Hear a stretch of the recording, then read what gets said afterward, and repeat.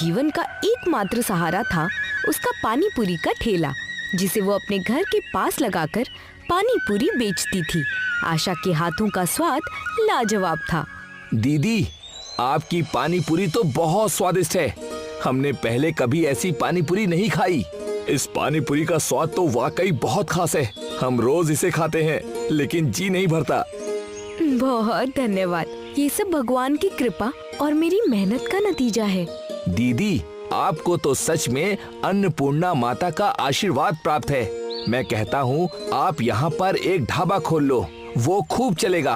अरे सदा भाई, ढाबा कहाँ लगाऊं? जगह चाहिए, पैसे चाहिए, कहाँ से लाऊं? अरे आशा, जगह की चिंता क्यों करती हो? तेरे घर की छत इतनी बड़ी है कि तुझे कहीं और जाने की जरूरत ही नहीं है। वहीं पर ढाबा खोल लो। आनंद भाई, छत चाहे कितनी भी बड़ी हो, लेकिन वो किराए का ही है। आशा का मकान किराए का था। मकान मालकिन सुशीला आए दिन आशा को परेशान करती रहती थी। आशा, ए आशा, बाहर आ।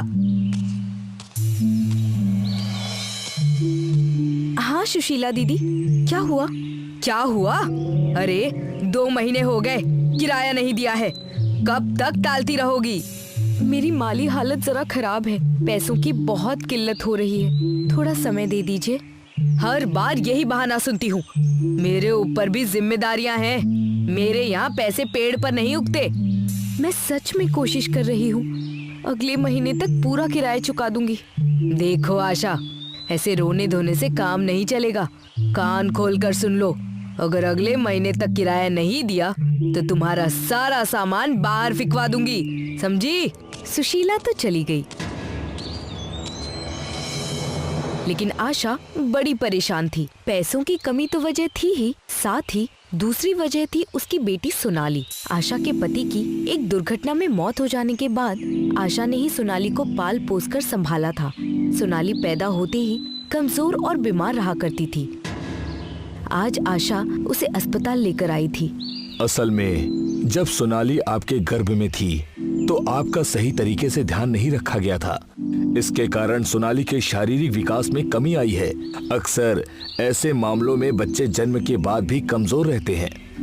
अब पता नहीं डॉक्टर साहब की गलती कहाँ हुई। हमने तो अच्छे से ही देखभाल की थी।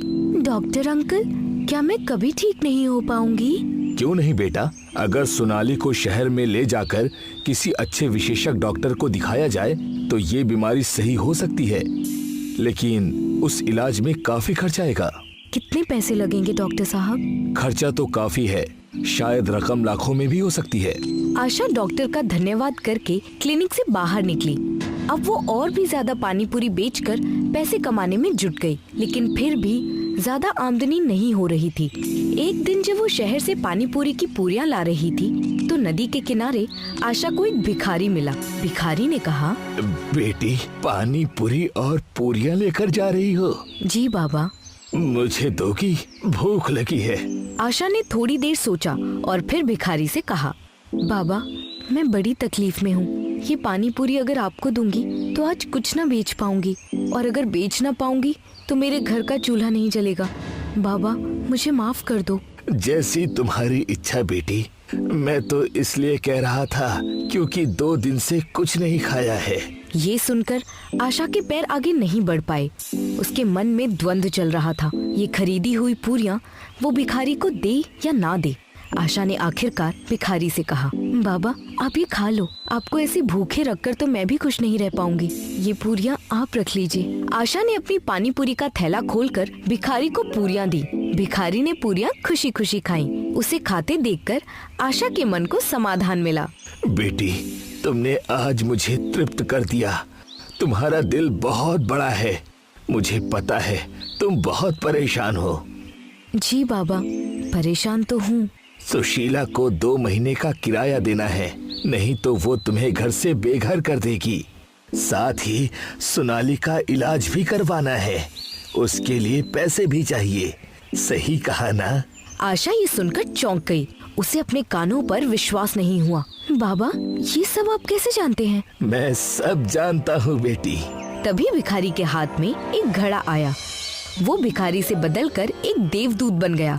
देवदूत ने वो घड़ा आशा को देते हुए कहा, बेटी, ये जो घड़ा है इसे तुम लेकर जाओ। इसमें से जो तुम चाहोगी वो अनाज निकल सकता है। उस अनाज से तुम जो भी खाना पकाओगी वो बहुत ही स्वादिष्ट होगा। उसे खाकर लोग बहुत खुश होंगे। अन्नपूर्णा देवी का तुम्हें आशीर्वाद है। जाओ, जाकर अपनी छत पर एक ढाबा शुरू करो और उस पैसे से अपनी जिंदगी सुधारो और सोनाली का अच्छे डॉक्टर के पास इलाज करवाओ। लेकिन आप कौन हैं? मैं एक देवदूत हूँ। मुझे अन्नपूर्णा देवी ने भेजा है ताकि मैं तुम्हारी मदद कर सकूं। तुमने इतनी कठिन स्थिति में भी अपनी पुरियां मुझे देकर मानवता का परिचय दिया है। जाओ, जाकर ढाबा खोलो। आशा आगे बढ़ी। जब वो घर पहुंची तो उसने देखा कि घर की छत पर टेबल और कुर्सियां लगी हुई थीं। आशा ने तुरंत एक छोटे से ढाबे की शुरुआत कर दी। वो घड़े से अनाज निकालती और उसे प्यार से पकाकर लोगों को खिलाती। अच्छी आमदनी होने लगी। सोनाली का इलाज भी शुरू हुआ। जल्द ही उसके जादुई ढाबे की चर्चा पूरे गांव में फैल गई। लोग दूर दूर से वहां खाना खाने आने लगे। अरे, ऐसा स्वाद मैंने अपनी जिंदगी में कभी नहीं चखा। आशा दीदी, मैंने कहा था ना कि ढाबा खोलिए। देखा, कमाल हो गया ना। बिल्कुल सही कह रहे हो सदा। यहाँ का खाना न सिर्फ पेट भरता है बल्कि दिल को सुकून भी देता है। और देखो, अब सोनाली की तबीयत भी ठीक हो रही है। मैं बस यही चाहती हूँ कि लोग आएं और मेरे बनाए भोजन का आनंद लें। उनकी दुआएं मेरी बच्ची को लगे। गांव के लोग तो आनंद ले रहे थे, लेकिन अपने घर में बैठी सुशीला को आशा की तरक्की हजम नहीं हो रही थी। उसका भाई जिले के प्रशासन में कार्यरत फूड इंस्पेक्टर था। देखा भैया, अल्लाह मेहरबान तो गधा पहलवान। वो आशा कल तक मेरे चौखट पर अपनी नाक घिसती थी, आज देखो कैसे पैसे कमा रही है। सुशीला, वो अपनी मेहनत की खा रही है। मेहनत? अरे किस मेहनत की बात कर रहे हो भैया? ये सब उस ढाबे का कमाल है। उड़ती उड़ती मैंने एक बात सुनी है। कहते हैं आशा का वो ढाबा जादुई है। जरूर कोई काला जादू करती होगी। अगर मुझे वो जादू का राज पता चल जाए तो वो ढाबा मेरा हो सकता है। लेकिन ये कैसे होगा आशा? भैया, इसके लिए तुम्हें मेरा साथ देना होगा। सुशीला और उसका फूड इंस्पेक्टर भाई दोनों आशा के ढाबे पर पहुँचे। तुम्हारे पास इस ढाबे का लाइसेंस है? साहब, ये मेरे घर की छत पर है। मैंने सोचा कि इसके लिए किसी लाइसेंस की जरूरत नहीं होगी। क्या तुम्हारे घर की छत? पैसे आए तो तुम्हारा दिमाग खराब हो गया है क्या? ये घर मेरा है और ये छत भी। हाँ सुशीला जी, लेकिन घर तो मैंने किराए पर लिया है ना। ये सब छोड़ो, मेरी बात सुनो। बिना लाइसेंस के ढाबा चलाना गैर कानूनी है। इसे तुरंत बंद करो वरना तुम्हें जेल जाना पड़ेगा। आशा का दिल टूट गया। अंकल, ये ढाबा मेरी माँ और मेरी जिंदगी का सहारा है। इसे बंद मत करिए। माँ शेर तो बेटी सवा शेर। तेरी माँ काला जादू करके लोगों को लुभा रही है। इतना पैसा कमा लिया है, अब लाइसेंस के लिए भी पैसे दे दे, नहीं तो ये घर अभी के अभी खाली कर। आशा रोने लगी। तभी ढाबा पर खाना खाने आए सदा और आनंद के साथ गांव के लोग भी इकट्ठे हो गए। साहब, ये ढाबा हमारे गांव का गौरव है। आशा दीदी ने इसे अपनी मेहनत से बनाया है। इन्हें डराइए मत। आशा दीदी तो गरीब लोगों को बिना पैसे लिए ही खाना खिलाती हैं। और यहाँ का खाना सबके लिए अन्नपूर्णा माता का आशीर्वाद है। इस ढाबे को बंद मत करवाइए। अगर आपने ऐसा किया तो हम गांव वाले आशा दीदी पर अन्याय नहीं होने देंगे। हाँ, नहीं होने देंगे। अन्याय नहीं होने देंगे। लोगों की भीड़ बढ़ती गई और फूड इंस्पेक्टर ने भी वहाँ से निकलना गनीमत समझा।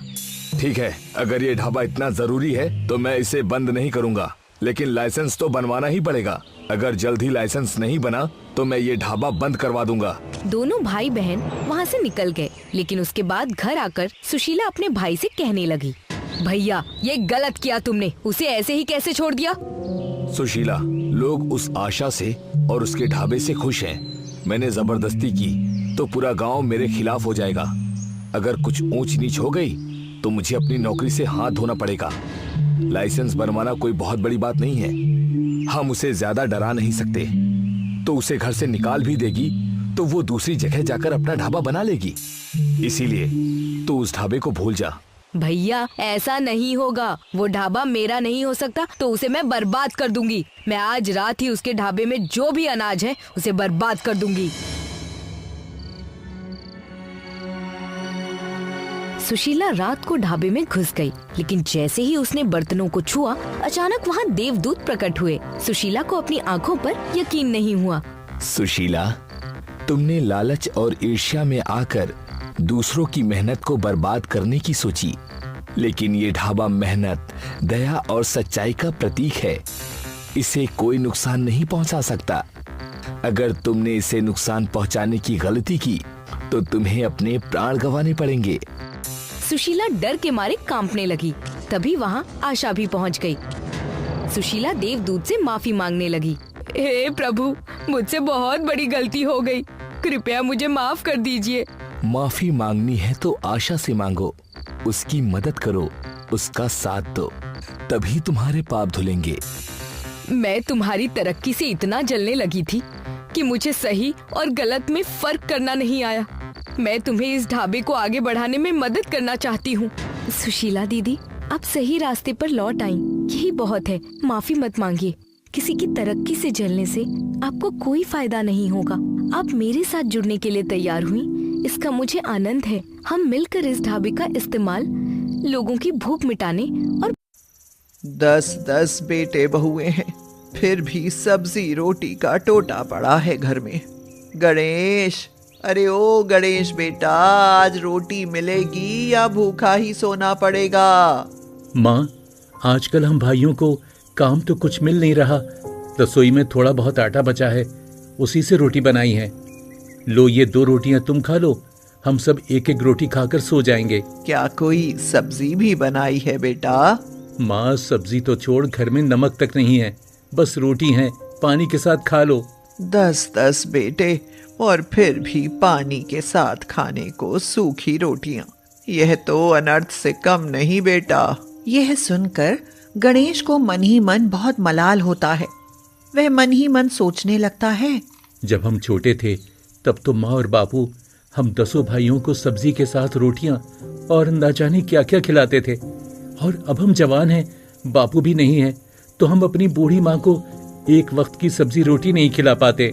यही सोचकर गणेश की आंखों में आंसू आ जाते हैं और तभी उसके और भाई भी आ जाते हैं। गणेश भैया, आप क्यों रो रहे हैं? अरे थू है हमारी जिंदगी पर, हम माँ के 10 बेटे होकर भी उसे ढंग से खाना नहीं खिला पाते। भैया, हम करें भी तो क्या? हम तो मजदूरी करके कमाने की कोशिश करते हैं, पर कोई काम भी दे तभी तो हम कुछ कर सकते हैं। अमित सच कहता है जी। जब आप सब भाइयों की कमाई ही नहीं होती तो माँ को बढ़िया खाना कैसे दें? माँ जी के 10 बेटे हैं और हम उनकी 10 बहुएं हैं।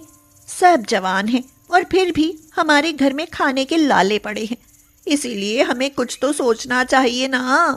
पर हम सोचे भी तो क्या? हाथ में पैसा हो तो कुछ काम करके कमाते, पर हमारे पास तो वो जुगाड़ भी नहीं है। इसके लिए तो कोई जुगाड़ सोचना ही पड़ेगा, वरना ऐसे जिंदगी कैसे चलेगी जेठ जी? फिर तुम ही सब मिलकर सोचो ना। मैंने ये जुगाड़ लगाने का फैसला तुम सब पर छोड़ दिया।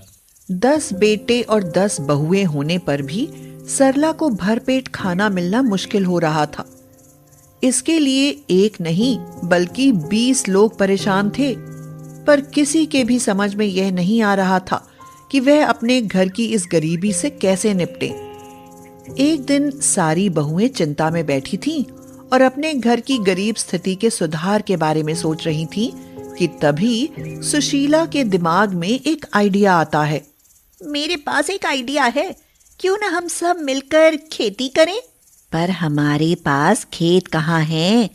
खेती करने के लिए खेत कहाँ से लाएंगे? खेत के लिए भी मेरे पास एक जुगाड़ है। हम अपने घर की खुदाई कर इसे नीचे खेत बना लेंगे। तो फिर रहेंगे कहाँ? इतना बड़ा घर है, थोड़े में खेत बना लेंगे और थोड़े में रह लेंगे। यह तो बहुत अच्छा जुगाड़ है बहनों, चलो सब मिलकर यही करती हैं। गीता के हाँ कहते ही सभी बहुएं फावड़े लेकर घर को खोदने लगती हैं और शाम होने तक खुदाई कर घर के नीचे खेत तैयार कर देती हैं। शाम को 10 भाई आते हैं तो घर का यह हाल देखकर हैरान ही रह जाते हैं। अरे ये क्या किया तुम सबने? घर क्यों खोद डाला? खेती करने का जुगाड़ किया है जी। घर की छत तो लकड़ी की बनी है, इसलिए उस पर तो हम खेती कर नहीं सकते थे। यही सोचकर घर के नीचे ही खेती करने का जुगाड़ बैठा लिया। घर के नीचे खेती कर लेंगे और ऊपर रह लेंगे। क्यों, क्या हमारा यह जुगाड़ आप सबको पसंद नहीं आया क्या? जब तुम सब ने ये जुगाड़ कर ही लिया तो ये भी करके देख लेते हैं। अब हम कर भी क्या सकते हैं? सुशीला को खेती करने का थोड़ा बहुत ज्ञान था, इसीलिए सब उसके साथ मिलकर कुछ सब्जियां उगाने लगती हैं और घर में रोटी के साथ सब्जी का जुगाड़ बन जाता है। इससे बूढ़ी सरला को बहुत खुशी मिलती है। क्यों माँ जी, अब तो रोज रोज सब्जी रोटी खाकर खुश हो ना? हाँ बहू, बहुत खुश हूँ। मेरे बुद्धू बेटों से तो तुम ही अक्लमंद निकली। तुमने घर में ही सब्जियां उगाने का जुगाड़ तो कर लिया, उनको भी कोई ऐसा जुगाड़ दे दो कि उनकी कमाई से घर अच्छा चले। आप चिंता ना करें माँ जी, हम उनके लिए भी कोई काम जरूर सोचेंगी। थोड़ा समय और बीत जाता है और सर्दियां निकट आ जाती हैं। एक दिन गीता के पास पड़ोस की सुषमा आती है तो उनका खेत देखकर कहती है, गीता बहन, तुमने खेती करने का जुगाड़ तो खूब अच्छा लगाया है। इसमें तो तुम मशरूम भी उगा सकती हो और उन्हें बेचकर अच्छा रुपया भी बना सकती हो। सुषमा बहन, तुम ये क्या कह रही हो? क्या मशरूम की खेती से अच्छा पैसा बन सकता है? हाँ हाँ, क्यों नहीं, बहुत अच्छा पैसा बन सकता है। मेरा भाई मशरूम की खेती से बहुत पैसा कमाता है, आज बहुत अमीर हो गया है। मैं कहूँगी तो मेरा भाई तुम्हें भी मशरूम उगाना सिखा देगा। यह सुनकर गीता बहुत खुश होती है और सोचती है, अगर सुषमा का भाई हमें भी मशरूम की खेती करना सिखा दे तो हम 10 बहुएं मशरूम उगाने में कमाल ही कर दिखाएंगी। इससे हमारे पतियों को भी तो रोजगार मिल जाएगा। यही सोचकर गीता अपनी देवरानियों से इस बारे में बात करती है। उसकी यह बात सबको बहुत पसंद आती है। सुशीला खुश होकर कहती है, दीदी, यह तो बहुत अच्छा जुगाड़ साबित हो सकता है। इससे हम तो आत्मनिर्भर होंगे ही, साथ ही हमारे पति भी आत्मनिर्भर हो जाएंगे दीदी, क्योंकि उन्हें भी रोजगार मिल जाएगा। मैं तो कहती हूँ कि सुषमा के भाई से मशरूम उगाना सीख लेते हैं। ठीक है, मैं आज ही सुषमा से कहकर उसके भाई को बुलवा लेती हूँ।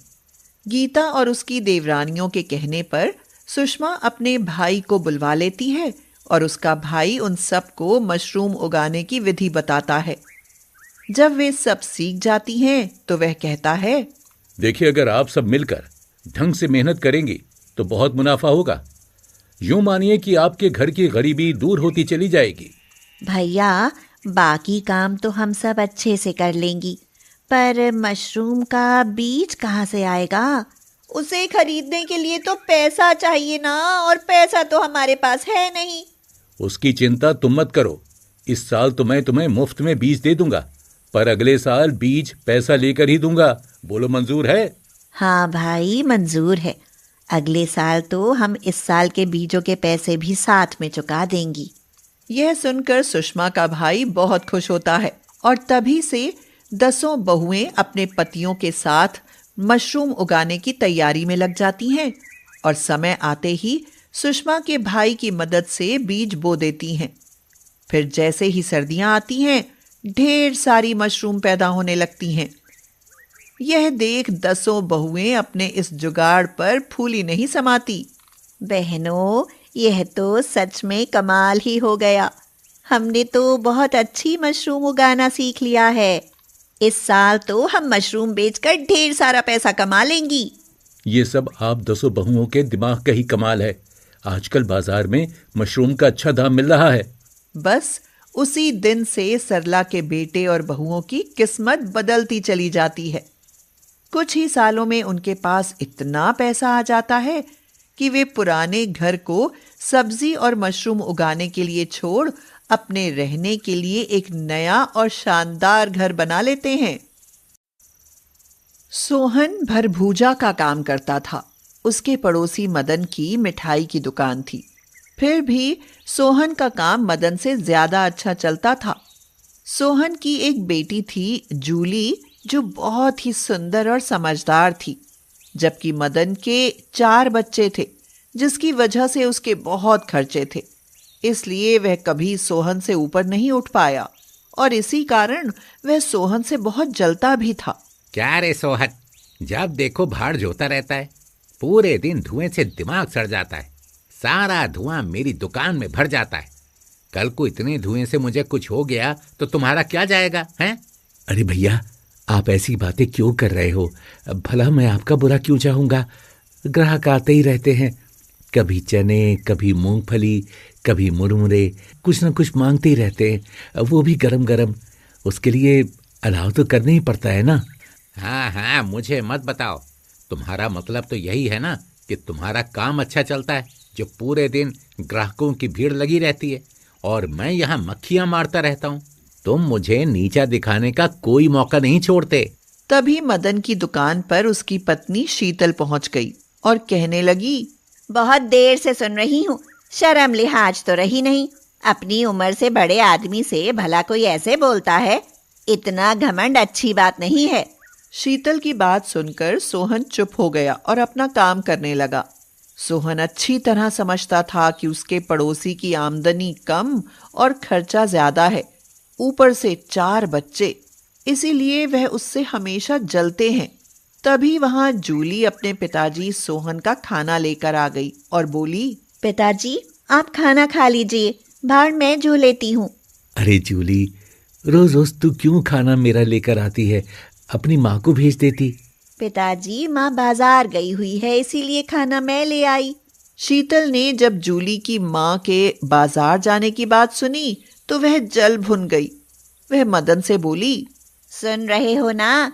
देख लिया, तुम्हारी इतनी बड़ी मिठाई की दुकान होते हुए भी मैंने कभी कुछ नहीं खरीदा, और हमारे पड़ोसी भड़बूंजा होते हुए भी खरीदारी करते हुए घूम रहे हैं। पता नहीं कौन से 2 नंबर के काम करता है, जो छोटे से काम में इतना कमा लेता है। मन तो करता है यहाँ आग लगा दूं। तो काहे का इंतजार कर रहे हो? लगा क्यों नहीं देते? हाँ, हमारे लिए बड़ा पनौती है। जब से यहाँ डेरा जमाया है, तब से हमारा तो बेड़ा गर्क ही हो गया। मदन की सोहन के लिए नफरत बढ़ती ही जा रही थी।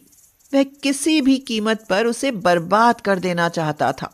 अंत में उसने ठान लिया कि अब कुछ ऐसा करना ही पड़ेगा कि वह रास्ते से हट जाए। कुछ दिन बाद, अरे भाई सोहन, आज मेरा एक काम कर दो। अब बोलो भैया, आदेश दो। आदेश क्या, बस आज दुकान पर बैठे बैठे कमर दर्द से फटी जा रही है। आज तुम जरा मेडिकल स्टोर से दर्द की दवाई ला दो, मैं तो खड़ा भी नहीं हो पा रहा हूँ। तो आपको परेशान होने की क्या जरूरत है भैया, मैं अभी लेकर आता हूँ। आप जरा मेरा सामान भी देखते रहना। जैसे ही सोहन मेडिकल स्टोर पर गया, मदन ने उसके भूनने वाले रेत में कोई ऐसी दवाई मिला दी जिसे खाने से उल्टी, दस्त और हैजे जैसी बीमारी हो जाती है। उसके बाद वह चुपचाप आकर अपनी दुकान पर बैठ गया। वह अंदर ही अंदर बहुत खुश हुआ। उसे लगा कि अब उसका सामान खरीदने से लोग बीमार होंगे और उसके बाद उसका सामान कोई नहीं खरीदेगा। 2 दिन बाद, अरे भैया सोहन, तुमने ये भुने हुए चनों में क्या मिला दिया? जब से खाए हैं तब से पेट में बहुत मरोड़ हो रही है, उल्टियां लग रही हैं। हाँ यार, यही तो मेरे बच्चों के साथ भी हो रहा है। जब से उन्होंने मूंगफली खाई है तब से उनकी तबीयत बहुत खराब है। नहीं नहीं भैया, मैं क्या मिलाऊंगा? बरसों से आप लोग सामान खरीदते आ रहे हो, कभी कोई शिकायत का मौका मिला क्या? उसके बाद बहुत से ग्राहक आ गए और अपनी तबीयत बिगड़ने की शिकायत करने लगे। लोगों ने उसे भला बुरा कहा और पुलिस के हवाले कर दिया। जांच हुई तो भूनने वाली रेत में हानिकारक दवाई की मिलावट पाई गई और सोहन को 5 साल के लिए जेल भेज दिया गया। जूली ने वकील से बात की तो उसने जमानत के लिए 30,000 रुपए मांगे। जूली, 30,000 रुपए मैं कहाँ से लाऊंगी? घर में केवल 2-3 हजार रुपए ही पड़े हैं। माँ, पिताजी की जमानत के लिए कुछ तो करना ही होगा। जब तक पैसे जमा होंगे तब तक भाड़ मैं झोलूंगी, कुछ तो बिक ही जाएगा।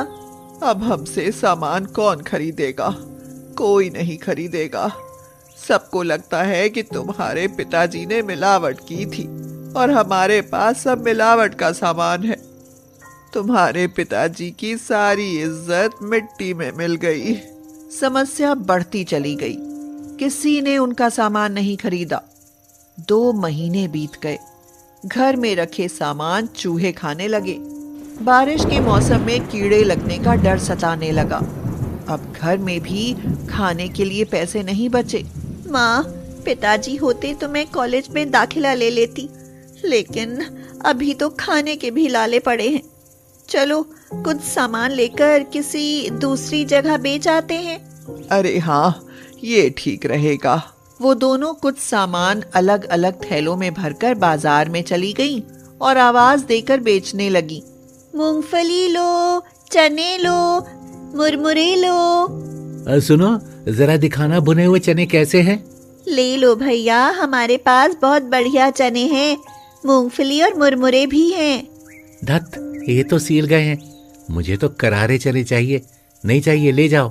बहुत दिनों से सामान रखा रहने से उनमें नमी आ गई थी, इसीलिए किसी ने उनसे कुछ नहीं खरीदा। जूली निराश होकर बोली, लगता है माँ, कुछ नहीं बिकेगा। मेरा दाखिला भी नहीं होगा। तभी उन्हें एक ठेले वाले की आवाज आई। आइए आइए, शाही पराठा खाइए। भैया, ये शाही पराठे कैसे होते हैं?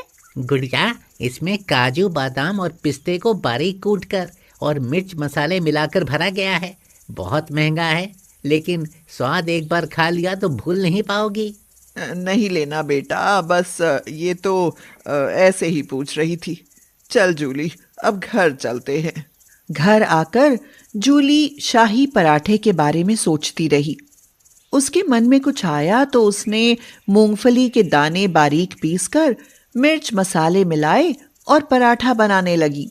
तुम क्या कर रही हो जूली? माँ, हम लोग गरीब हैं ना, तो इसलिए शाही पराठा नहीं खा सकते। इसलिए काजू बादाम की जगह मूंगफली भरकर पराठा बना रही हूँ। अगर ये पराठा अच्छा बनता है तो मैं इसी तरह पराठे बनाकर बेच दूंगी।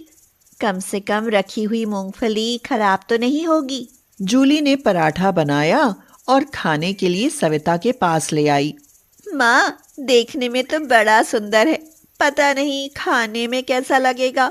सविता ने एक और खाकर देखा तो बोली, जूली, तुम्हारा दिमाग काम कर गया। ये तो बहुत ही स्वादिष्ट है। बस माँ, मैं ऐसा ही स्वाद चाहती थी। अब जल्दी से जल्दी मैं सारी मूंगफली के पराठे बनाकर बेच दूंगी। लेकिन माँ, उसके लिए कुछ पैसे चाहिए। तभी कोई भला आदमी घर आकर 2000 रुपए देकर चला गया। उसने बताया कि 2 महीने पहले उसने सोहन से उधार लिया था। जूली बहुत खुश हुई और कुछ और पैसे मिलाकर वह और सामान खरीद लाई और ठेले पर मूंगफली के पराठे बनाकर बेचने लगी।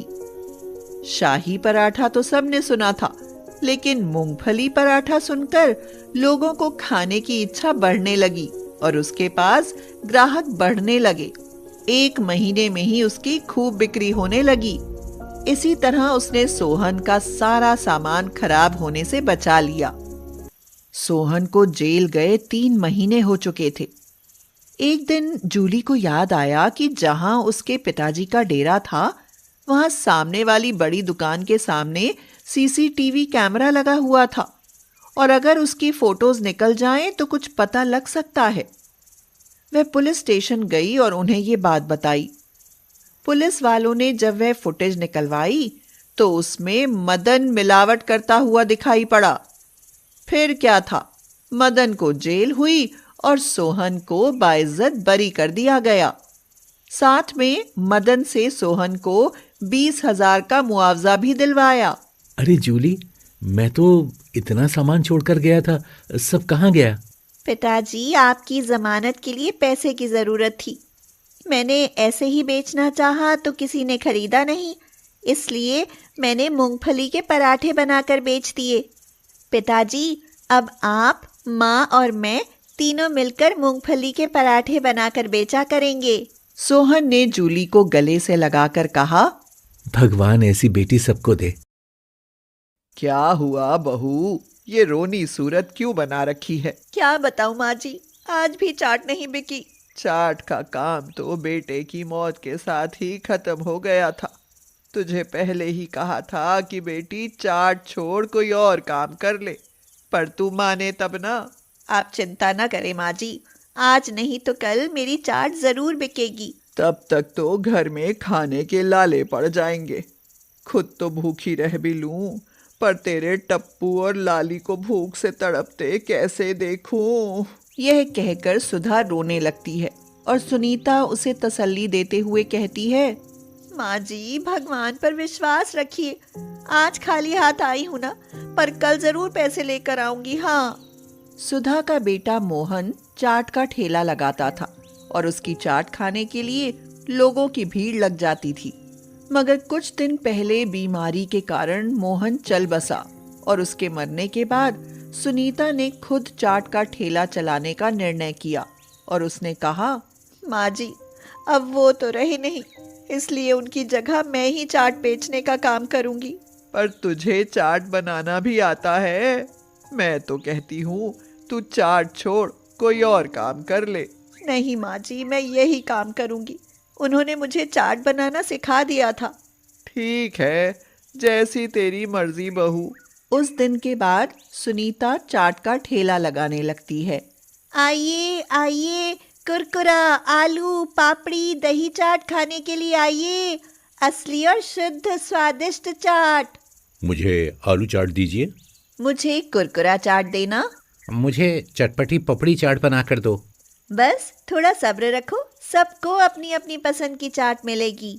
कुछ दिन तो सुनीता की चाट खूब बिकती है, मगर जब से उसके ठेले के सामने रेखा चाट बेचने लगती है तो लोग सुनीता के ठेले की तरफ देखना ही बंद कर देते हैं। लोग रेखा के ठेले पर भीड़ लगाने लगते हैं। सुनीता चाट का जो भी सामान बनाकर लाती बेकार जाता और वह मन ही मन परेशान होकर कुढ़ती रहती और कहती, हे भगवान कुछ तो दया करो, आज कुछ पैसे की कमाई हो जाए तो मेरे बच्चों को खाना मिल जाएगा। उस दिन भी सुनीता की चाट नहीं बिकती और वह खाली हाथ घर आती है। घर आते ही सास उसका लटका हुआ चेहरा देख रोने को हो जाती है और कहती है, बहू आज भी मुंह लटका कर घर लौटी हो, चाट नहीं बिकी है ना। नहीं माँ जी, पर मैं निराश नहीं हुई हूँ, देखना कल लोग मेरी चाट अवश्य खाएंगे। तेरे इसी भरोसे पर जो थोड़ा बहुत बचा है वह भी निकल जाएगा, फिर हम सबको हाथ में कटोरा लेकर भीख मांगना पड़ेगा। यह कहकर सुधा अपने पोते पोती को देखकर रोने लगती है। सुधा को यूं रोते देख सुनीता का मन भी भर आता है। माँ जी इस तरह रोकर तो आप मेरा भी हौसला तोड़ रही हैं। भगवान के लिए चुप हो जाइए माँ जी, सब ठीक हो जाएगा। क्या ठीक हो जाएगा बहू, मुझे नहीं लगता कि कुछ ठीक हो पाएगा। अगले दिन रेखा अपनी चाट का सामान तैयार कर ठेली लगाने लगती है तो रेखा अपनी चाट की ठेली पर खड़े होकर उसका मजाक उड़ाने लगती है और कहती है, ए सुनीता रानी, चाट का ठेला लगाकर क्यों पैसा बर्बाद करती है? कुछ नहीं होने वाला। मैं तो कहती हूँ कि तू काम वाली बाई बन जा। इतना भी घमंड मत कर बहन, आज तेरा काम अच्छा चल रहा है तो कल को मेरा भी तो चल सकता है। तेरा काम वह तो कभी नहीं चलने वाला, तेरी चाट तो कोई खाना ही नहीं चाहता ना। उस दिन भी सुनीता अपने ठेले पर ग्राहकों की उम्मीद में खड़ी आते जाते लोगों को आवाजें लगाती रहती है। कुरकुरा चाट, दही चाट, समोसा चाट, पापड़ी चाट, आलू चाट, सब तरह का चाट मिलेगा, आइए स्वादिष्ट चाट खाइए। सुनीता सारा दिन लोगों को आवाजें देती रहती है, मगर उसकी चाट खाने कोई नहीं आता। सब रेखा की तरफ ही भागे जाते हैं। शाम को खाली गल्ला देखकर उसको बहुत दुख होता है। वह रोते हुए भगवान को याद करने लगती है और कहती है, ओ भगवान, लगता है कि तूने सच्चे और गरीब का तो साथ देना ही छोड़ दिया है। कुछ तो दया कर भगवान, मेरे बच्चों को भी तो पेट भर खाना दे। यह कहकर सुनीता खाली हाथ घर की तरफ चल पड़ती है और फिर देवी माँ के मंदिर के सामने से गुजरती है तो अचानक ही उसके कानों में उसकी सास के वचन गूंजने लगते हैं। जो थोड़ा बहुत बचा है वह भी निकल जाएगा और फिर हम सबको हाथ में कटोरा लेकर भीख मांगना पड़ेगा। यह बात याद आते ही सुनीता के कदम वहीं रुक जाते हैं और वह मंदिर में जाकर देवी माँ से प्रार्थना करती है। हे देवी माँ, मुझ गरीब अबला की मदद कर माँ। माँ, मेरा चाट का काम अच्छा चला दे ताकि मैं अपने बच्चों का पेट पाल सकूं। उस दिन सुनीता खाली हाथ घर जाती है तो उसकी सास उसे सुनाते हुए दो टूक बात कहती है। बहू, बहुत हो गया, बस अब और सहन नहीं होता। अब कोई तुम्हारी चाट खाता ही नहीं तो क्यों चाट के पीछे पड़ी हो? और क्या करूं माँ जी? कुछ भी कर, पर यह चाट बेचना छोड़ बेटी। तू हमें क्यों भूखा मारने पर तुली है? कोई और मेहनत मजदूरी कर लेना। बस कल आखिरी बार कोशिश करने दे माँ जी। अगर कल भी चाट नहीं बिकी ना तो फिर मैं कभी चाट नहीं बेचूंगी। हाँ ठीक है, यह भी करके देख ले। अगले दिन सुनीता घर से चाट का ठेला लगाने के लिए निकलती है तो पहले सब्जी मार्केट में जाती है। बंसी चाचा, 1 किलो आलू, 1 किलो प्याज और 1 किलो टमाटर दे दो। अच्छे वाले दूं या फिर सस्ते वाले? मुझे तो अच्छे वाले ही दो चाचा। पर वो रेखा तो हमेशा सस्ते वाले ले जाती है। उसे ले जाने दो चाचा। मैं घटिया सब्जियों का इस्तेमाल कर लोगों की सेहत से खिलवाड़ नहीं करना चाहती। उस दिन सुनीता देवी माँ का नाम लेकर बड़े ही मन से चाट का काम शुरू करती है, मगर फिर भी कोई उसके ठेले पर चाट खाने नहीं आता। सभी रेखा के आसपास भीड़ लगाते हैं। यह देख सुनीता निराश हो जाती है और कहती है, आज भी कोई चाट खाने के लिए नहीं आ रहा। लगता है देवी माँ का भरोसा भी कुछ काम ना आया। कल से यह काम छोड़ ही दूंगी। सुनीता यह कह ही रही होती है कि तभी एक सुंदर सी लड़की उसके ठेले पर आती है।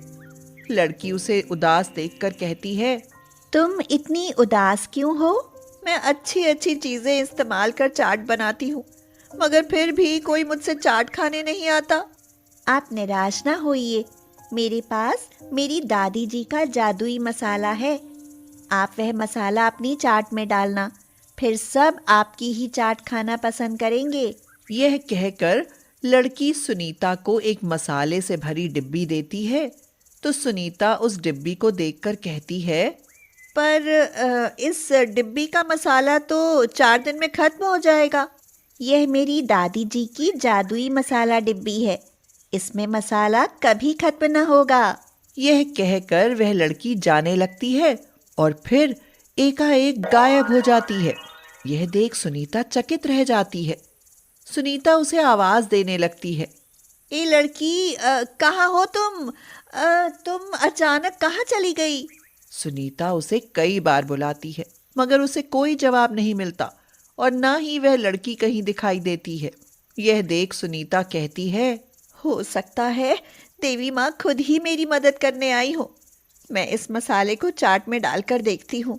ऐसा कहकर सुनीता थोड़ा सा मसाला अपनी चाट में डालती है तो चाट की महक दूर तक फैल जाती है और लोग रेखा का ठेला छोड़ उसके आसपास भीड़ लगाने लगते हैं। मुझे कुरकुरी चाट देना। वाह, क्या अनोखा स्वाद है। मुझे एक आलू चाट और देना। फिर तो कुछ ही घंटों में सुनीता की सारी चाट बिक जाती है और उसका गल्ला नोटों से भर जाता है।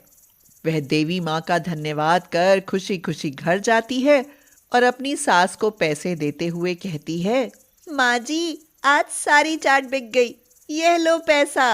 अरे, यह तो चमत्कार ही हो गया बहू, पर यह हुआ कैसे? सुधा के यह पूछने पर सुनीता उसे जादुई चाट मसाले के बारे में बताती है तो सुधा की खुशी का ठिकाना नहीं रहता। बहू, अब मुझे कोई चिंता नहीं, तुम दिल खोल कर चाट बेचो। फिर जादुई चाट मसाले के कारण सुनीता का चाट का ठेला खूब चलने लगता है और लोग रेखा से चाट खाना ही बंद कर देते हैं।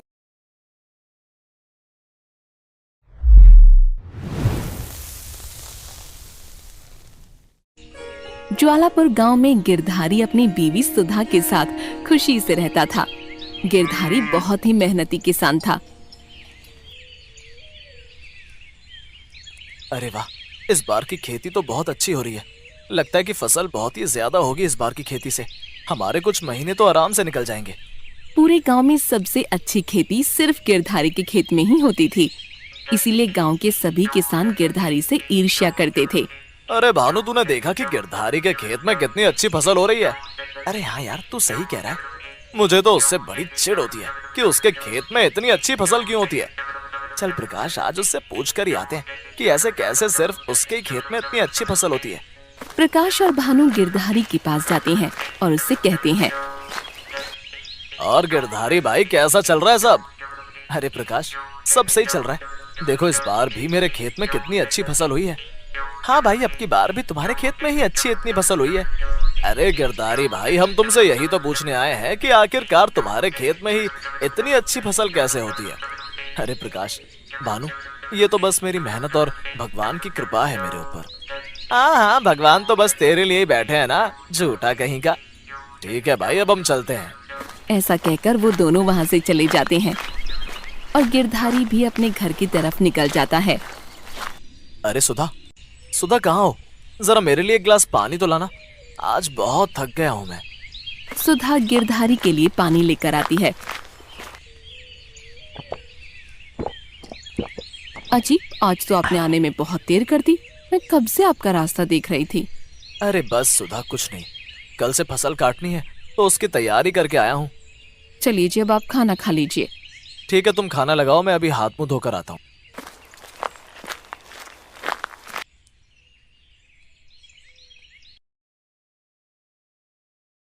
अजी, इस बार की फसल कैसी हुई?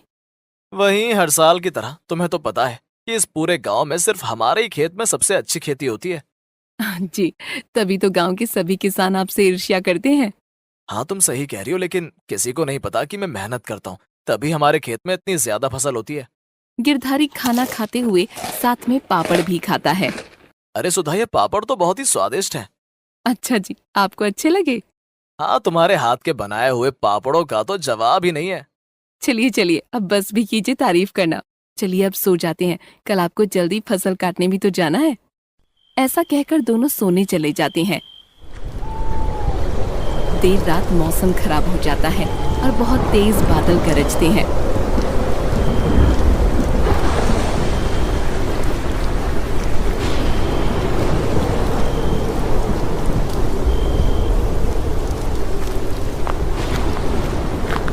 अजी उठिए, देखिए बाहर तो आइए। अरे सुधा, क्या हुआ? सुबह हो गई क्या? अजी सुबह नहीं हुई, उठिए तो बाहर आइए ना। गिरधारी उठकर बाहर जाता है तो देखकर हैरान हो जाता है। अरे अरे, ये इतनी तेज तूफान कैसे आ गया? अजी, अब क्या होगा? हाय, अब तो सारी फसल भी खराब हो जाएगी। हाय, मैं क्या करूं? ऐसे ही 3-4 दिन तक बारिश होती है और गिरधारी की सारी फसल खराब हो जाती है। जब बारिश रुकती है तो गिरधारी खेत में जाकर देखता है।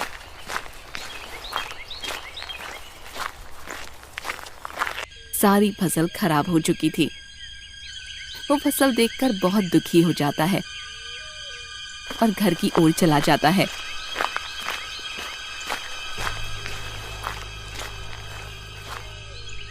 आप आ गए, फसल कैसी है? सुधा, हमारी सारी फसल खराब हो चुकी है। अब हम क्या करेंगे? अब हम कुछ नहीं कर सकते सुधा। अब हमें अगली फसल का इंतजार करना होगा। फिर हम अगली फसल तक घर का गुजारा कैसे करेंगे?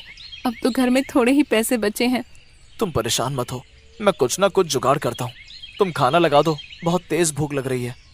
सुधा और गिरधारी खाना खाते हैं कि तभी गिरधारी की नजर सुधा के बनाए हुए पापड़ों पर जाती है। वो सुधा की तरफ देखकर बोलता है, सुधा, पापड़। क्या पापड़? क्या मैं आपको पापड़ जैसी दिखती हूँ? अरे नहीं नहीं, मैं तुम्हें। सुधा गिरधारी की बात नहीं सुनती है और उससे गुस्से में कहती है, नहीं नहीं, क्या अभी अभी आपने मुझे पापड़ बोला और आप हंस रहे हैं? अरे नहीं, मैं तुम्हें पापड़ नहीं बोल रहा हूँ। तुम मेरी पूरी बात तो सुनो। क्या आपकी बात सुनो? और कोई है यहाँ जिसे आपने पापड़ बोला? अरे भाग्यवान, सुनो तो। मैं तुम्हें पापड़ नहीं बोल रहा हूँ, बल्कि तुम्हारे बनाए हुए पापड़ों की बात कर रहा हूँ। क्या मेरे बनाए हुए पापड़? अरे भाग्यवान, ये तुम्हारे हाथों से बनाए हुए पापड़ ही हमारी समस्या का समाधान है। जी वो कैसे? ये इन पापड़ों से कैसे समाधान निकलेगा? मेरी बात ध्यान से सुनो।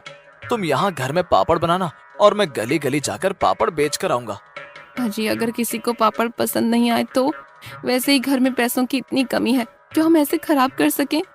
अरे कैसे पसंद नहीं आएंगे पापड़ किसी को? मेरी प्यारी सुधा के हाथ के बने हुए पापड़ सबको पसंद आएंगे। तुम बस कल से ही पापड़ बनाने की तैयारी करो और जब तक मैं रखी हुई सब्जियों को बाजार में बेच दूंगा। ठीक है जी, मैं कल से ही पापड़ बनाना शुरू कर दूंगी। अगले दिन सुधा पापड़ बनाने की तैयारी में लग जाती है और उधर गिरधारी बाजार में सब्जियां बेचता है। 2-3 दिन बाद पापड़ भी बन जाते हैं। सुधा, तुम इन पापड़ों को टोकरी में रख दो, मैं आज से ही पापड़ बेचना शुरू कर देता हूँ।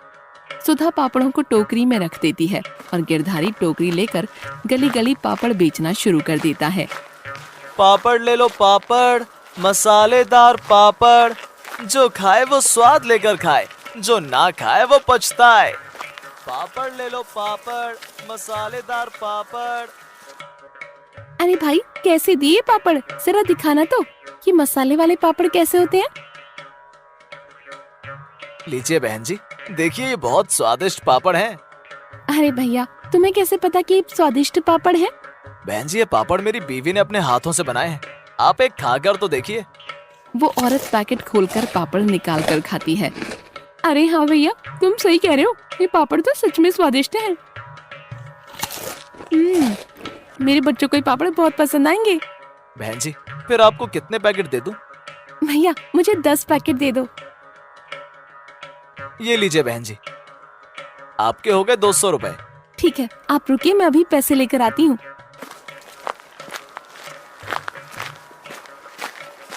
औरत अंदर से पैसे लाकर गिरधारी को दे देती है।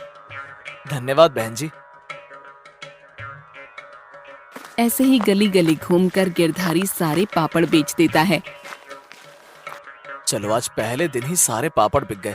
सुधा ये सुनकर बहुत खुश हो जाएगी। शाम को गिरधारी घर पहुंचता है। अरे सुधा, सुधा, जरा एक गिलास पानी तो लाना, आज बहुत थक गया हूं मैं। ये लीजिए पानी। और जी कुछ पापड़ बिके क्या? नहीं सुधा, कुछ पापड़ नहीं बिके। देख लिया, मैंने कहा था ना कि किसी को भी पापड़ पसंद नहीं आएंगे। अरे अरे, मेरी बात तो सुनो। क्या सुनूं आपकी? जो बचे कुछ पैसे थे घर में वो भी खत्म हो गए। अब हम क्या करेंगे? अरे मेरी सुधा, कुछ पापड़ नहीं बल्कि आज ही मेरी पूरी टोकरी खाली हो गई है। सच में सारे पापड़ बिक गए? मेरी सुधा के हाथ के बने पापड़ों की तो बात ही कुछ और है। ठीक है जी, अब मैं कल से और भी ज्यादा पापड़ बनाऊंगी। हाँ सुधा, तुम कल ज्यादा पापड़ बनाना, क्योंकि मैं अब कल से दूसरे गांव में भी पापड़ बेच कर आऊंगा। अगले दिन सुधा और ज्यादा पापड़ों के पैकेट गिरधारी की टोकरी में रख देती है।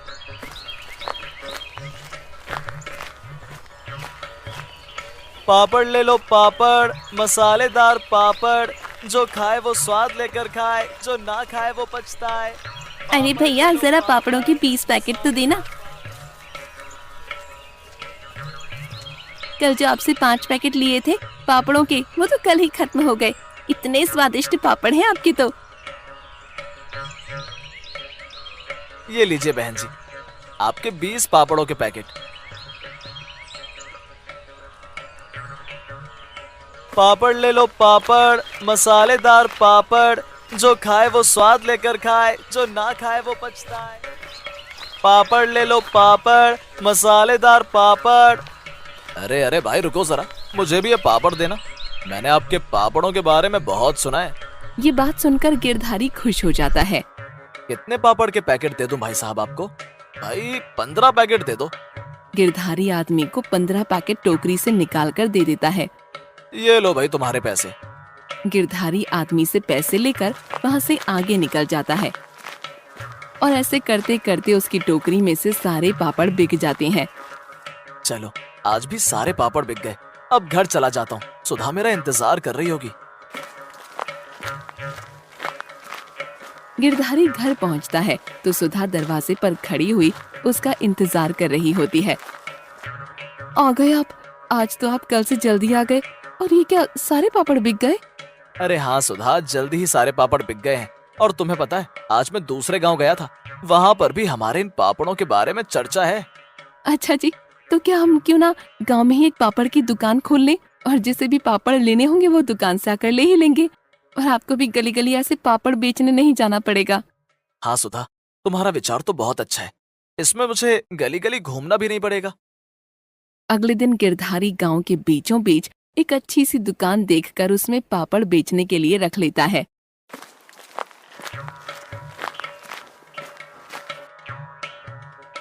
अरे वाह गिरधारी भाई, ये क्या, तुमने तो पापड़ की दुकान ही खोल ली। हाँ प्रकाश, वो पापड़ों की बिक्री ज्यादा होने लगी तो सोचा कि पापड़ की दुकान ही खोल लूं। लो तुम भी ले जाओ ये पापड़ का पैकेट, अपने बच्चों को खिला देना मेरी तरफ से। अरे नहीं नहीं भाई, वो पापड़ नहीं खाता है। ऐसा कहकर वो वहां से चला जाता है। गिरधारी की दुकान में पापड़ खरीदने के लिए लोग दूसरे दूसरे गांवों से आकर पापड़ खरीदते हैं और गिरधारी की दुकान पर लोगों की भीड़ लग जाती है। एक दिन गांव का मुखिया गिरधारी की दुकान पर आता है। अरे गिरधारी, गांव में तेरे पापड़ों की तो बहुत तारीफ सुनी है मैंने। जी कुछ नहीं मालिक, वो तो बस अच्छा चल, अगले हफ्ते मेरी बेटी की शादी है तो तू 200 पापड़ों के पैकेट का ऑर्डर ले ले। और हाँ, 3 दिन बाद मेरे आदमी आकर तुझसे वो पापड़ ले जाएंगे। जी ठीक मालिक, मैं 3 दिन में आपका 200 पापड़ के पैकेट का ऑर्डर पूरा कर दूंगा। ऐसा कहकर मुखिया वहां से चला जाता है। ये सब बातें प्रकाश और भानु दूर खड़े होकर सुन रहे थे। 200 पापड़ के पैकेटों का ऑर्डर, आखिर ऐसे सब कुछ इसके साथ ही क्यों अच्छा होता है।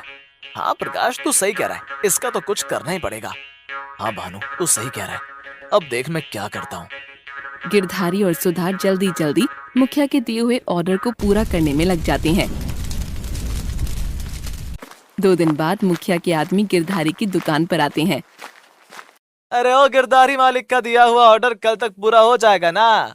जी जी चंगेज भाई, आज रात को ही मैं ऑर्डर पूरा कर दूंगा। ठीक है, हम कल तुझसे वो ऑर्डर तेरे घर से ही ले जाएंगे। ऐसा कहकर वो दोनों वहां से चले जाते हैं और दूर खड़े ये सब बातें प्रकाश और भानु सुन लेते हैं।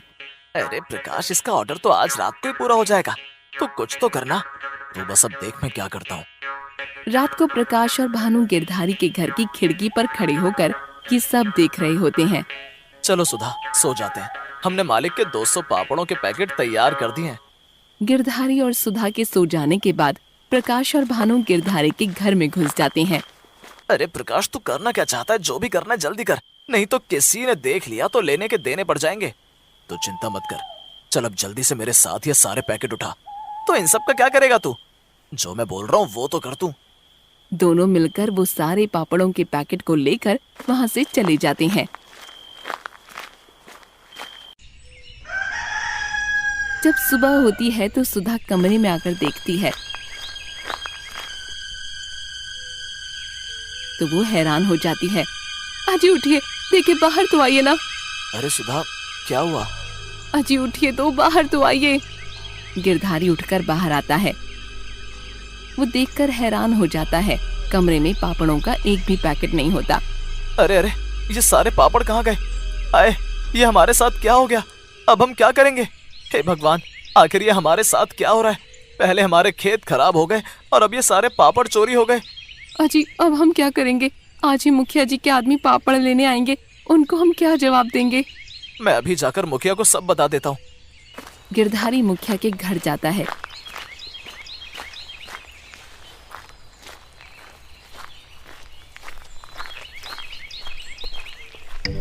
और उसे सारी बात बता देता है। अरे गिरधारी, तू ये कैसी बात कर रहा है? 4 दिन बाद ही मेरी बेटी की शादी और अब तू बोल रहा है कि सारे पापड़ चोरी हो गए। मालिक आप परेशान ना हो, आप बस मुझे 2 दिन का समय दीजिए, मैं आपको 2 दिन में सारे पापड़ बनाकर वापस दे दूंगा। ठीक है, मैं तुझे 2 दिन का समय देता हूँ। तू 2 दिन में 200 पापड़ का पैकेट बना देगा या मैं ये ऑर्डर किसी और को दे दूं? नहीं मालिक, आप परेशान मत होइए, मैं 2 दिन में आपका ऑर्डर पूरा करके दे दूंगा। गिरधारी ये कहकर जल्दी जल्दी अपने घर की ओर आता है तो देखता है कि रास्ते में प्रकाश का लड़का पापड़ खा रहा होता है और उसके दूसरे हाथ में भी 4-5 पापड़ होते हैं। ये देखकर गिरधारी हैरान हो जाता है। ये प्रकाश के बेटे के पास हमारे बनाए पापड़ आखिर कैसे आए? क्योंकि प्रकाश ने आज तक मुझसे कभी पापड़ नहीं खरीदे और मुझे याद है कि उसने कहा था कि इसके बेटे को पापड़ पसंद नहीं है। फिर इससे अभी जाकर पूछता हूँ। गिरधारी प्रकाश के बेटे के पास जाकर उससे पूछता है। अरे बेटा, ये पापड़ तुम्हारे पास कहाँ से आया? और तुम्हारे पापा ने तो कहा था कि तुम्हें पापड़ पसंद नहीं है। अंकल, ये पापड़ तो मुझे मेरे पापा ने लाकर दिए हैं। आपको पता है मेरे घर में बहुत सारे पापड़ों के पैकेट हैं और ये पापड़ तो मुझे बहुत पसंद है। आखिर ये कैसे हो सकता है, क्योंकि आज तक प्रकाश ने मुझसे कभी पापड़ नहीं खरीदे। गिरधारी घर जाकर ये सारी बातें सुधा को बता देता है। ए जी, अगर ऐसी बात है तो ये हमारे सारे पापड़ प्रकाश ने ही चुराए हैं। आप अभी मुखिया जी को लेकर उसके घर चलिए और देखिए हमारे सारे पापड़ उसके घर हैं या नहीं।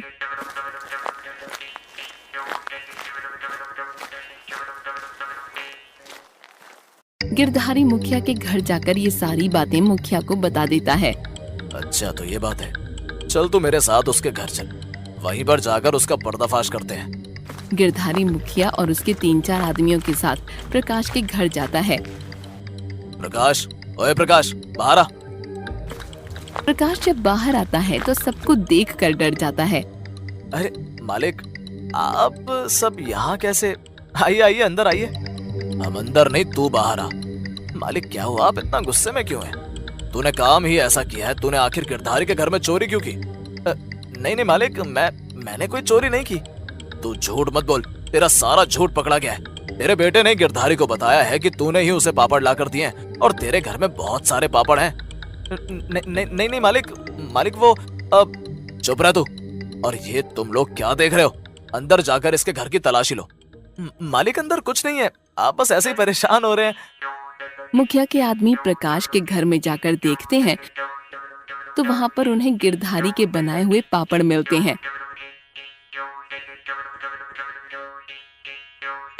मुखिया के आदमी बाहर आकर मुखिया को सब बात बता देते हैं। तूने तो कहा था कि तेरे घर में कुछ नहीं है, फिर ये तेरे घर में से गिरधारी के बनाए हुए पापड़ कहाँ से आए? वो मालिक। ऐसा कहकर प्रकाश भागने लगता है कि तभी मुखिया के आदमी उसे पकड़ लेते हैं। तो ये बता कि तूने ऐसा क्यों किया? मालिक, मैंने बस ये इसलिए किया क्योंकि मुझे गिरधारी से ईर्ष्या हो रही थी, क्योंकि उसके साथ ही सब कुछ अच्छा होता है। प्रकाश, मेरे साथ सब इसलिए अच्छा होता है क्योंकि मैं मेहनत करता हूँ। गिरधारी भाई, मुझे माफ कर दो। नहीं, मैं तुझे माफ नहीं कर सकता, क्योंकि आज तुझे माफ कर दूंगा तो कल को कोई और तेरी तरह करेगा। प्रकाश रोता रहता है लेकिन कोई उसे माफ नहीं करता। तुम सब क्या खड़े होकर देख रहे हो? मारो इसे, और इतना मारो कि सबको इससे सीख मिलनी चाहिए कि कभी किसी से ईर्ष्या नहीं करनी चाहिए। मुखिया के आदमी प्रकाश को बहुत मारते हैं।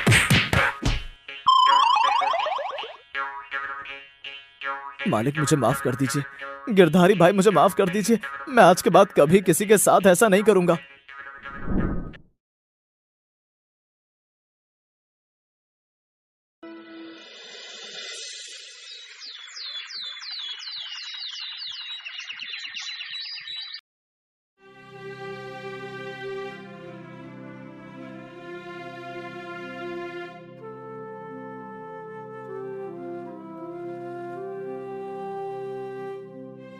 सारा दिन हो गया, शिकार में सिर्फ एक चिड़िया ही मिली है और वो भी मर चुकी है। इसे तो कोई खरीदेगा भी नहीं। वैसे भी कुछ ही देर में शाम होने वाली है। अब मुझे घर लौट जाना चाहिए।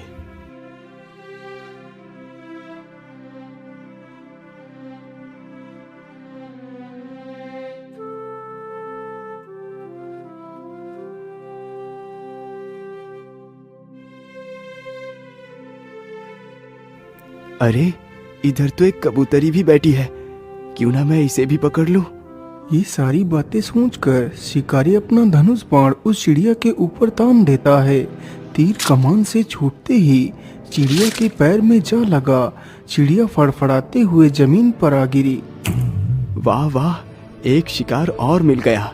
इसे बेचकर आज का राशन मिल जाएगा। हे शिकारी, तुम मुझे मत मारो। मैंने तुम्हारा क्या बिगाड़ा है?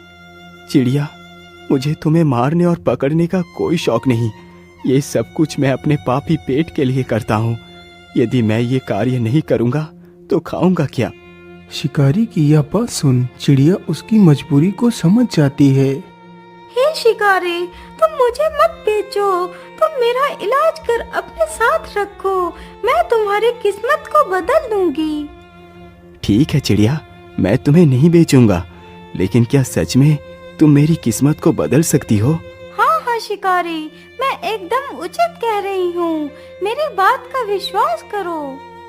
ठीक है चिड़िया, तो फिर चलो मेरे साथ मेरे घर। फिर शिकारी उस चिड़िया को भी अपने साथ लेकर चला जाता है।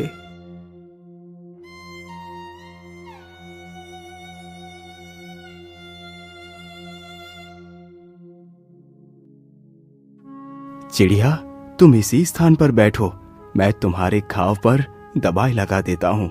इतना बोलकर शिकारी चिड़िया को वहीं पर बैठाकर दवाई लेने जाता है। वह जल्दी ही एक कटोरी में दवाई ले आता है और उस चिड़िया के घाव पर लगाता है। चिड़िया, अब तुम यहीं पर बैठकर आराम करो, कल तक तुम बिल्कुल ठीक हो जाओगी।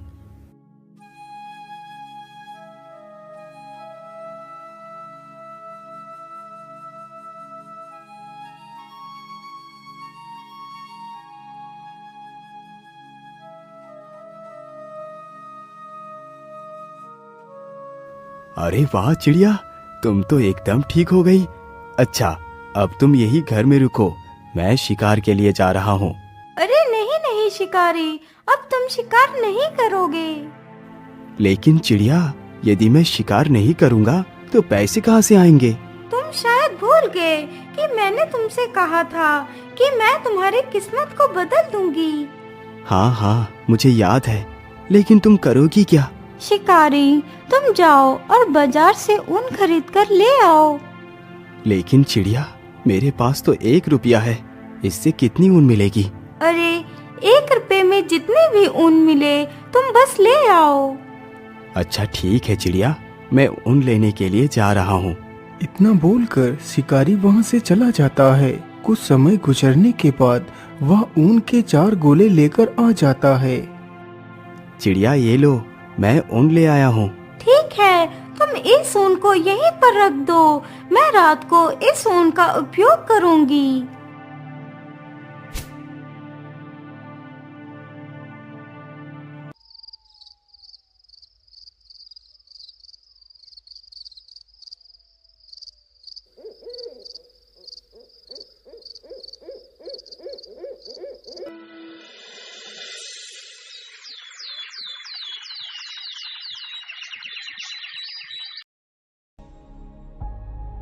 अगले ही दिन शिकारी जैसे ही सोकर उठता है तो वह देखता है कि सामने टेबल पर एक बहुत ही सुंदर शाही सूट रखा हुआ है।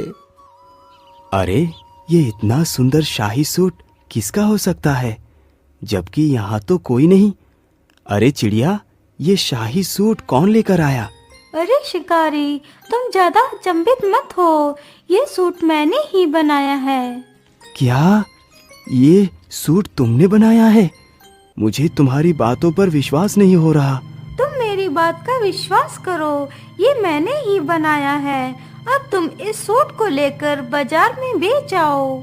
इतना सुनकर शिकारी उस शाही सूट को लेकर बाजार की ओर चल देता है, लेकिन उसके मन में काफी सारे सवाल चल रहे थे। आखिर ऐसा कैसे हो सकता है? भला एक चिड़िया इतना सुंदर सूट कैसे बना सकती है? मुझे तो लगता है ये कोई साधारण चिड़िया नहीं हो सकती। इसका पता तो मुझे लगाना ही होगा। ये सारी बातें सोचते सोचते शिकारी बाजार को पहुंच जाता है और एक स्थान पर उस शाही सूट को अपने कंधों पर डालकर खड़ा हो जाता है। सूट ले लो, सूट ले लो, शाही सूट ले लो। ऐसा शाही सूट आपने कभी नहीं देखा होगा। शिकारी की यह बात सुन उसके पास काफी सारे लोग इकट्ठे हो जाते हैं। अरे वाह, वाकई ये सूट तो कितना सुंदर है। मैंने आज तक इतना सुंदर सूट नहीं देखा। अरे भाई, इस सूट की क्या कीमत मांग रहे हो? अरे भाई, ये सूट 20 मोहरों का है। अरे भैया, मैं 20 मोहरे तो नहीं दे पाऊंगा, लेकिन हाँ, इसके लिए मैं 5 मोहरे अवश्य दे सकता हूँ। तभी वहाँ पर राजा का मंत्री आ जाता है। अरे वाह, यह शाही सूट तो कितना आकर्षक है। मैंने आज तक ऐसा शाही सूट नहीं देखा। यदि मैं ये सूट राजा को दूंगा तो राजा बहुत प्रसन्न होंगे। अरे भाई, तुम इस सूट की क्या कीमत मांग रहे हो? भैया, इस सूट की कीमत मैंने 20 मोहरे रखी है। ठीक है, ये लो 20 मोहरे और ये सूट मुझे दे दो। शिकारी जल्दी ही उन 20 मोहरों को लेकर उस शाही सूट को उसे दे देता है। अरे वाह, एक सूट तो 20 मोहरे का बिका। 20 मोहरे तो कमाने में मुझे वर्षों लग जाते। मैं ऐसा करता हूँ, फिर से ऊन खरीद कर ले चलता हूँ। आज तो मैं पता लगा कर ही रहूंगा इस चिड़िया का सच क्या है। अरे चिड़िया, तुमने तो कमाल ही कर दिया। तुम्हारे द्वारा बनाया गया सूट 20 मोहरों में बिका है।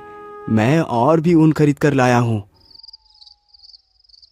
जैसे ही आधी रात गुजरती है तो वह शिकारी झूठ मूठ सोने का नाटक करता है। उधर वह कबूतरी भी शिकारी के सोने की प्रतीक्षा कर रही थी। मुझे लगता है शिकारी अब सो चुका है। चलो अब मैं अपने वास्तविक रूप में आ जाती हूँ। इतना बोलकर कबूतरी एक सुंदर राजकुमारी का वेश धारण कर लेती है और चुपचाप उस ऊन के वस्त्र बनाने लगती है। यह सारा दृश्य सत्या चुपचाप फटी आंखों से देख रहा था।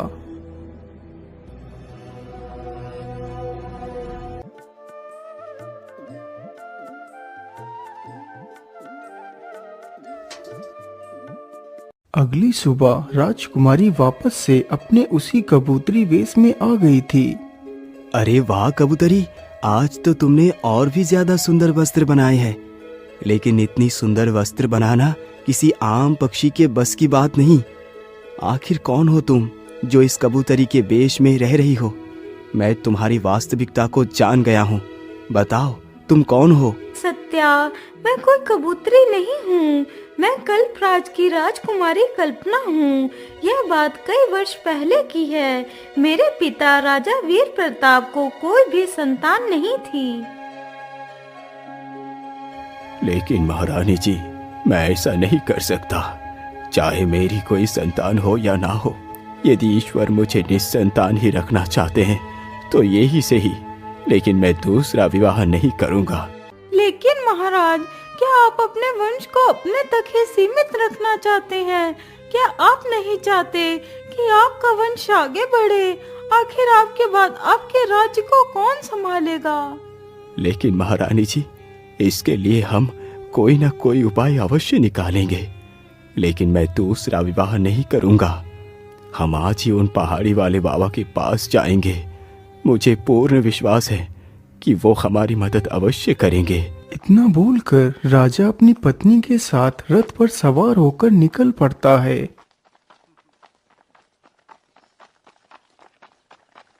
वह चलते चलते जल्दी ही उस बाबा के आश्रम में पहुंच जाता है।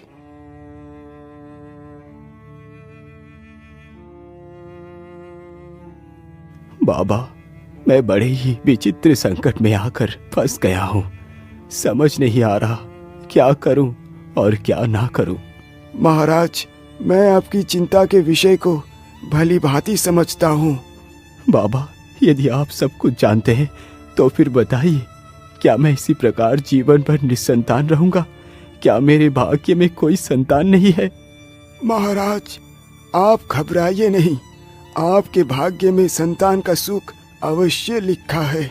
लेकिन एक समस्या है। समस्या? लेकिन कैसी समस्या मुनिवर? आप मुझे उस समस्या को स्पष्ट रूप में बताइए। महाराज, तुम्हें एक पुत्री की प्राप्ति होगी। लेकिन तुम्हारी पुत्री जब तक पूरे 15 वर्ष की नहीं हो जाएगी, तब तक अपने कदमों को जमीन पर नहीं रखेगी। यदि तुम्हारी पुत्री ने 15 वर्ष से पूर्व अपने कदमों को जमीन पर रख दिया तो बहुत बड़ी अनहोनी हो जाएगी। कैसी अनहोनी बाबा? मैं कुछ समझा नहीं। बेटा, ये मैं तुम्हें नहीं बता सकता। बस तुम्हें अपनी पुत्री को 15 वर्ष तक जमीन पर पैर रखने से रोकना है। ठीक है बाबा, मैं आपकी बात याद रखूंगा। एक वर्ष पश्चात रानी ने एक सुंदर सी पुत्री को जन्म दिया।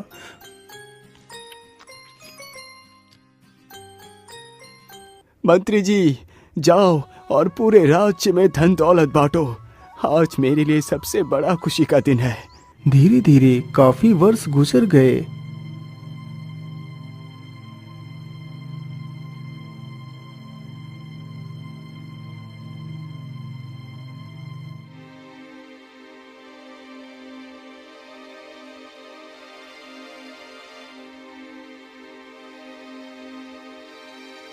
महारानी जी, आज की रात गुजरने के बाद मेरी पुत्री पूरे 15 वर्ष की हो जाएगी।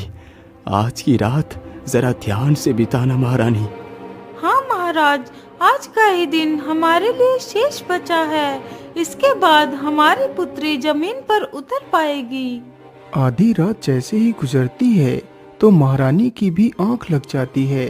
तभी राजकुमारी को कुछ बुरे बुरे सपने दिखाई देते हैं। वह बिस्तर पर पड़े पड़े भयभीत हो जाती है और पलंग से नीचे गिर पड़ती है। हे भगवान, ये क्या हो गया? मैं जमीन पर कैसे गिर पड़ी? माँ, जल्दी उठो, देखो मैं पता नहीं कैसे जमीन पर गिर पड़ी।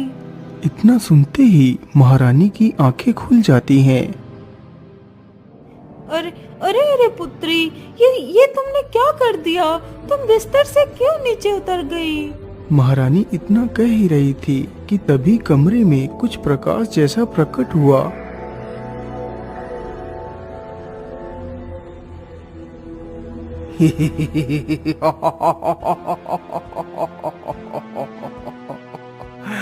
महारानी जी, मैं भूखा हूँ, मुझे मांस खिलाओ, नहीं तो मैं तुम्हारी बेटी को खा जाऊंगा। नहीं राक्षस, तुम ऐसा नहीं कर सकते। इतना कहते ही महारानी जमीन पर गिर पड़ती है और बेहोश हो जाती है। राक्षस, आप मुझे मत मारो, मुझ पर दया करो। अरे वाह, राजकुमारी तो कितनी सुंदर है। काश कि यह राजकुमारी मेरी पत्नी बनती तो कितना अच्छा होता। ठीक है, मैं तुम्हें नहीं मारूंगा, लेकिन तुम्हें मेरे साथ विवाह करना होगा।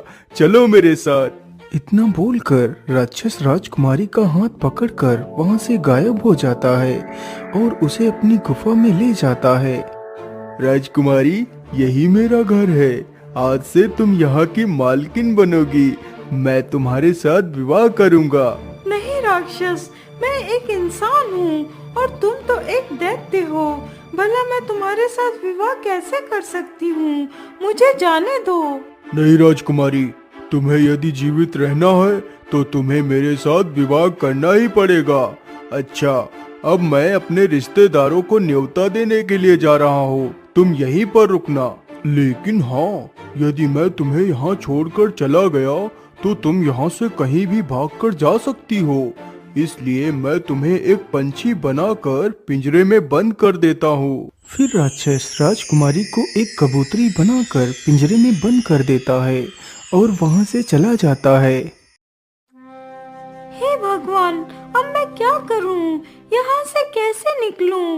मैं इस पिंजरे को खोलने की कोशिश करती हूँ, हो सकता है पिंजरा खुल जाए। कबूतरी पिंजरे को खोलने का प्रयास करती है। कुछ देर प्रयास करने के पश्चात पिंजरा खुल जाता है और वह वहाँ से उड़ जाती है। लेकिन राजकुमारी, क्या तुम अपने वास्तविक रूप को धारण कर नहीं रह सकती? शिकारी भाई, मैं अपने वास्तविक रूप में सिर्फ कुछ क्षण के लिए ही रह सकती हूँ। एक दिन में सिर्फ एक बार ही मैं अपना वास्तविक रूप ले सकती हूँ, वो भी रात के 12 बजे के बाद। क्या तुम श्राप से मुक्त नहीं हो सकती? इसका जवाब तो पहाड़ी वाले बाबा ही दे सकते हैं। तो फिर ठीक है राजकुमारी, चलो मेरे साथ पहाड़ी वाले बाबा के पास, मैं तुम्हारी रक्षा करूंगा। इतना बोलकर वह दोनों बाबा से मिलने के लिए निकल पड़ते हैं।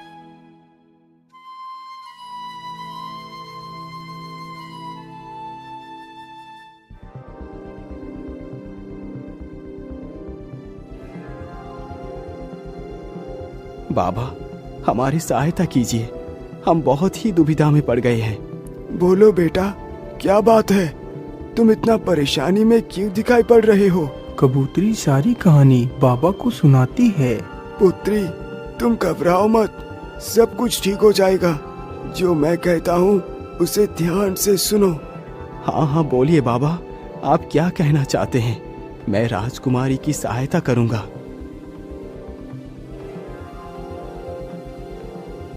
राजकुमारी, तुम्हें अपने वास्तविक रूप को प्राप्त करने के लिए उस नदी में स्नान करना होगा, तभी तुम अपने पिछले जन्म के श्राप से मुक्त हो पाओगी। आज अमावस्या है, तुम्हें उस नदी में रात 12 बजे स्नान करना है। सत्या, तुम भी राजकुमारी के रक्षण के लिए साथ ही जाओगे। राजकुमारी, अब वो समय आ चुका है। सत्य, तुम जल्दी से राजकुमारी को नदी पर लेकर जाओ। बाबा की यह बात सुनकर शिकारी राजकुमारी के साथ नदी के लिए निकल पड़ता है। वह दोनों जल्दी ही नदी पर पहुंच जाते हैं। सत्या, तुम यहीं पर रुको, मैं अभी नदी से स्नान करके आती हूँ। ठीक है राजकुमारी, तुम जाओ, मैं यहीं पर तुम्हारी प्रतीक्षा करता हूँ। इतना सुनकर कबूतरी जैसे ही नदी में स्नान करने के लिए आगे बढ़ती है।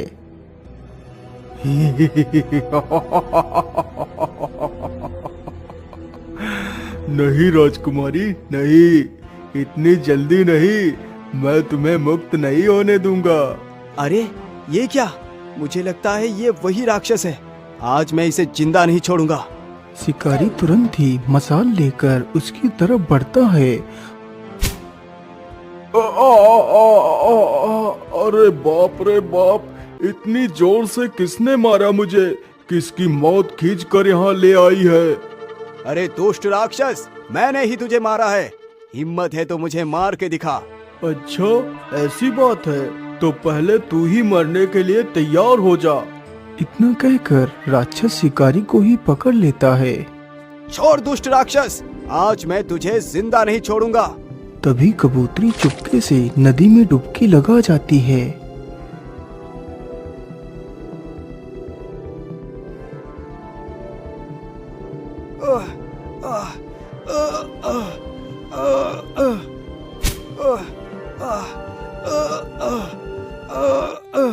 शिकारी, क्या तुम ठीक हो?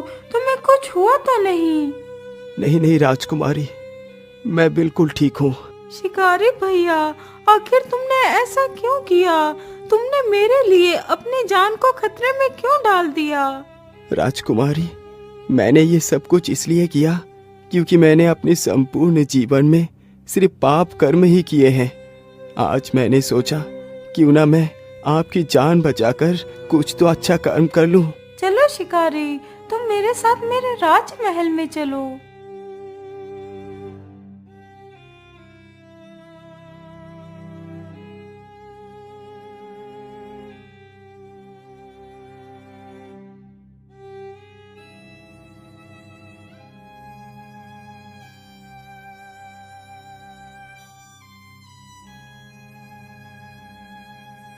सत्या, आज तुमने मेरी पुत्री की जान बचाकर मुझ पर बहुत बड़ा उपकार किया है। मैं तुम्हारा ये उपकार कभी नहीं चुका पाऊंगा। मंत्री जी, सत्या को एक बैलगाड़ी भरकर सोना, चांदी, हीरे, जवाहरात दे दी जाए। राजा के इस आदेश पर शिकारी को एक बैलगाड़ी भरकर सोना, चांदी, हीरे, जवाहरात देकर सम्मान पूर्वक विदा कर दिया जाता है।